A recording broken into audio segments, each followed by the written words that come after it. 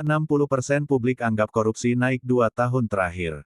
Pemirsa Lingkar Jatim, Lembaga Survei Indonesia merilis hasil survei, yang menyatakan 60% publik menilai, tingkat korupsi di Indonesia meningkat dalam 2 tahun terakhir. Mantan Wakil Ketua KPK Laude M. Syarif meminta seluruh pihak tidak kaget dengan hasil itu. LSI menemukan bahwa 2 tahun terakhir korupsi, persepsi nihya, ini adalah persepsi bukan aktual corruption.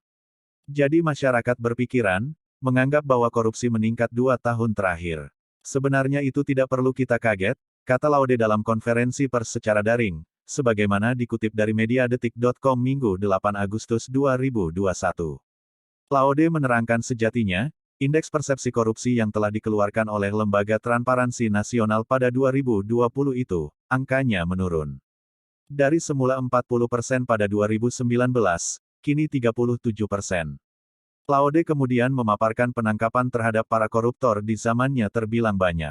Akan tetapi, kata Laude, tingkat persepsi publik terhadap korupsi masih saja meningkat.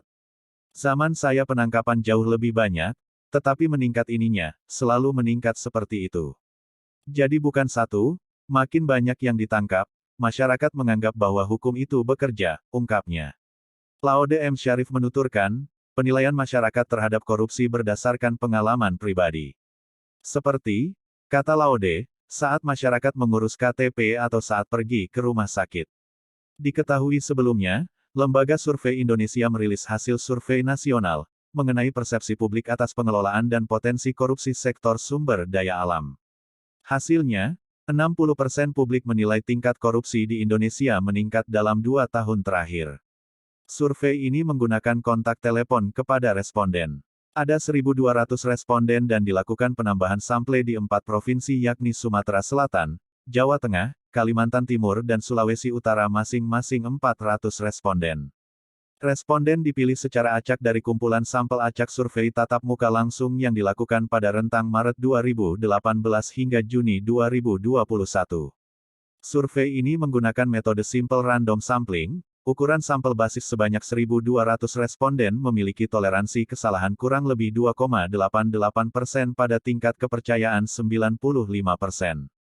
Mayoritas publik nasional 60% menilai bahwa tingkat korupsi di Indonesia dalam 2 tahun terakhir meningkat, kata Direktur Eksekutif LSI Jayadi Hanan dalam konferensi pers secara daring. Jayadi menerangkan tingkat keprihatinan korupsi di Indonesia mendapat penilaian tinggi dari publik. Ada 44% yang menilai sangat prihatin, 49% prihatin dan 4% tidak prihatin. Sekian, lingkarjatim.com, memberi